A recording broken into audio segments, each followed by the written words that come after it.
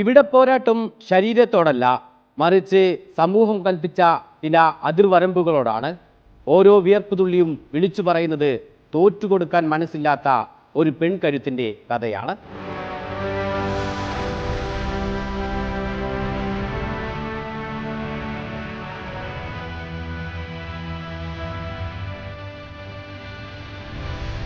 കാലത്തിൻ്റെ കണക്ക് പുസ്തകങ്ങളിൽ 69 വർഷം ഒരു വലിയ കാലയളവായിരിക്കാം. എന്നാൽ തളരാത്ത മനസ്സും തളച്ചിടാനാകാത്ത കരുത്തും കോഴിക്കോട് കോട്ടൂളി സ്വദേശി വിമലമ്മയ്ക്ക് 69 എന്നത് വെറും ഒരക്കം മാത്രമാണ്. എൻ്റെ പേര് വിമല. ഇവിടെ വിമല അമ്മ എന്നാണ് എന്നെ വിളിക്കുന്നത്.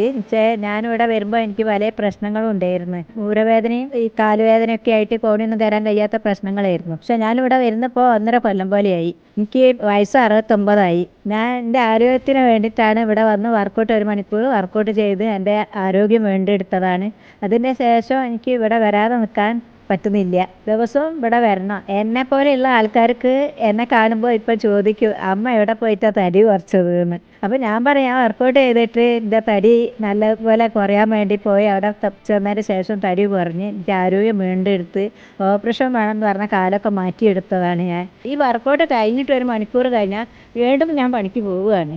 ആ ഒരു വീട്ടിലെ പണി കഴിഞ്ഞിട്ടാണ് ഇവിടെ വന്നിട്ട് 8:30 മണിക്ക് ഇവിടെ വന്നിട്ട് 9 മണീൻ്റെ വർക്കൗട്ടിൽ കയറുന്നത്. എന്നിട്ട് 10:30 മണിക്ക് ഞാൻ രണ്ടാമത് വീണ്ടും പണിക്ക് പോവുക. പക്ഷെ ഇപ്പോൾ എല്ലാവർക്കും നല്ല താല്പര്യമാണ് ഞാനിവിടെ വരുന്നത്.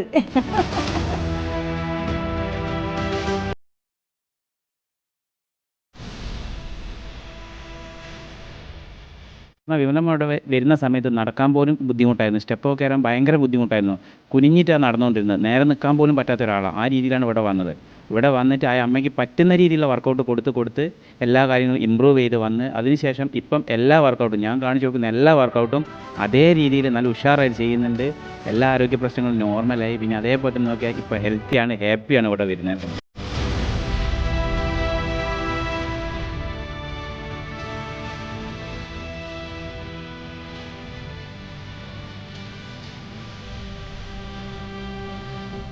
ഈ അമ്മയ്ക്ക് ഒന്നേ പറയാനുള്ളൂ: സ്വപ്നങ്ങൾക്ക് പരിധിയില്ല, ആഗ്രഹങ്ങൾക്ക് വാർദ്ധക്യവും. വീടിൻ്റെ അകത്തളത്തിൽ നിന്ന് സ്വന്തം ഇഷ്ടങ്ങളിലേക്ക് നടന്നു കയറുന്ന ഓരോ സ്ത്രീയും ഒരു വിപ്ലവമാണ്. Happy women's day. Video journalist Vineesh റോളനയ്ക്കൊപ്പം റിപ്പോർട്ടർ ശരത് റിപ്പോർട്ടർ കോഴിക്കോട്.